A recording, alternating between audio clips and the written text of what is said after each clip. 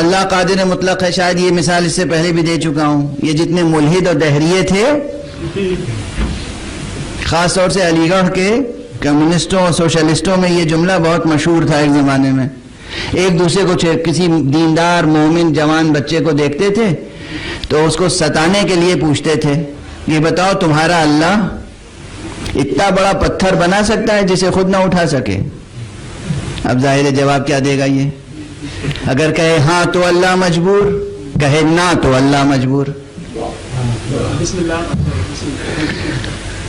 اگر اتنا بڑا پتھر کہ جو اٹھا نہیں سکتا تو نہیں سکتا آ گیا، اور اگر ہاں تو بھی مجبور. دونوں صورتوں میں یہ نعوذ باللہ و نستجیر باللہ شان الوہیت کے ساتھ مزاح کبھی عقل بشری کو سازگار نہیں آتا.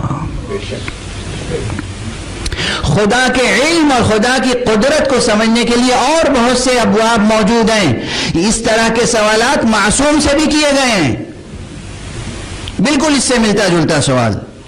مثلا معصوم کے پاس ایک شخص آیا اور اس نے کہا کہ یا رسول اللہ، میں ترجمانی کر رہا ہوں، یہ سوئی کا ناکا ہے، سوئی کا سوراخ، اس کے اندر سے پروردگار اونٹ گزار سکتا ہے؟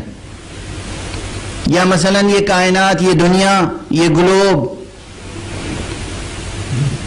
دو مواقع پر معصوم نے دو جواب دیے ہیں اور دونوں اپنی جگہ درست ہیں. جوانان عزیز، یہ جواب یاد رکھیے گا اور یہ دیکھیے گا معصوم دو موقع پہ دو الگ الگ جواب دیتے ہیں. کیوں؟ اس لیے کہ سامع اور سائل کی سطح فکر کتنی ہے. پوچھنے والا خود کتنی بصیرت اور کتنا علم رکھتا ہے، کتنی علمیت رکھتا ہے، کتنا اس کا سعی وجودی ہے. چنانچہ ایک موقع پہ کہا کہ ذرا تم دیکھو آسمان کی طرف. کیا کیا دیکھ رہے ہو؟ کہا آسمان دیکھ رہا ہوں، سورج، چاند، سب پوری کائنات. کہ اتنی بڑی کائنات تمہارے آنکھ کی پتلی میں جو چھوٹا سا ایک تل ہے، اس میں جو اللہ سمو سکتا ہے وہ اللہ وہ کام بھی کر سکتا ہے. جواب بالکل سامنے. اس سامع اور سائل کے لیے یہی جواب تشفی بخش تھا. دوسرا سائل ذرا حکیم ہے، فلسفی ہے، اس کو امام نے یہ جواب نہیں دیا. اس کو امام نے کیا جواب دیا؟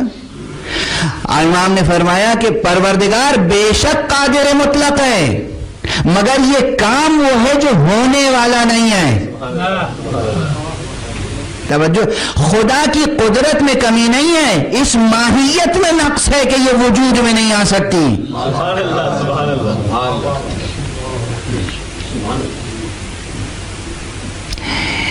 مجھے یاد آتا ہے کہ یہ مثال میں پہلے دے چکا ہوں لیکن تیزی سے دے کر آگے بڑھ جاؤں اور پھر آخری جو جملہ کہوں گا اس میں تمام فضائل سمٹ کے آ جائیں گے انشاءاللہ.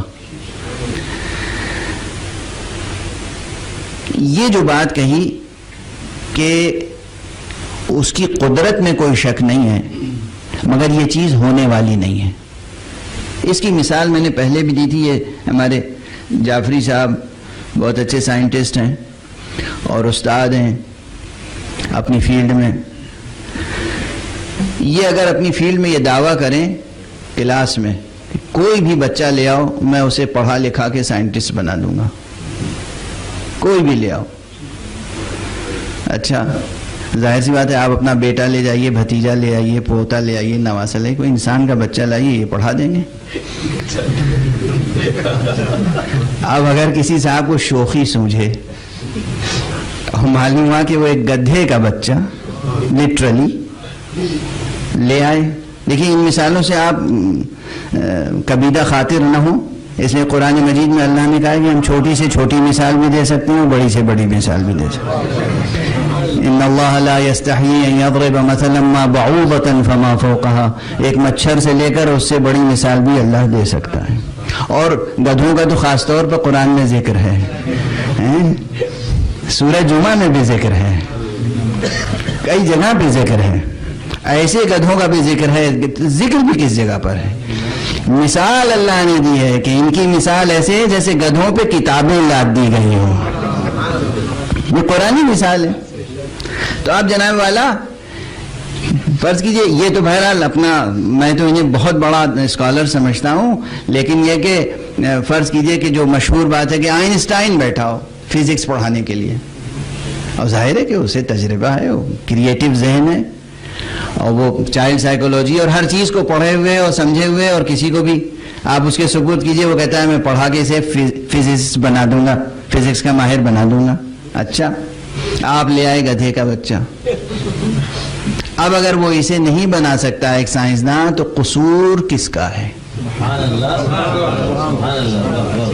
آئنسٹائن کا قصور ہے یا اس کا؟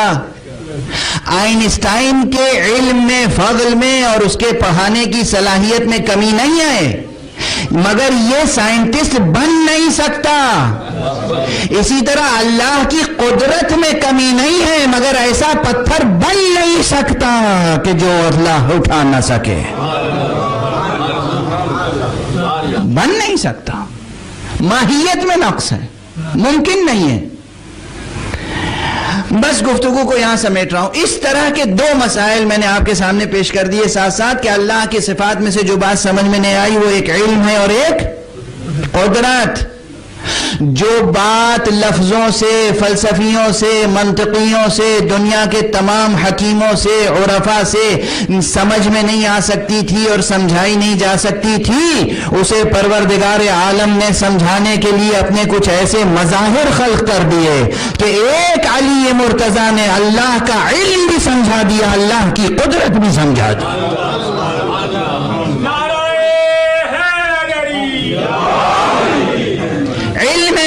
کی شان دیکھنا ہو تو علی ابن ابی طالب کو دیکھ لو، قدرت الہیہ کی شان دیکھنا ہو تو علی ابن ابی طالب علیہ السلام کو دیکھ لو. صلوات پڑھیں محمد وآلہ.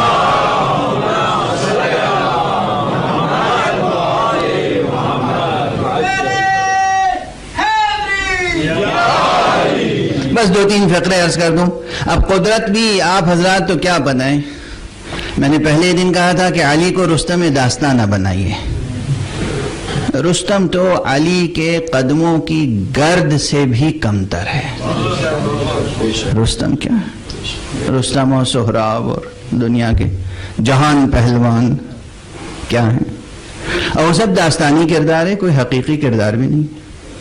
علی حقیقت ہے، رستم افسانہ ہے.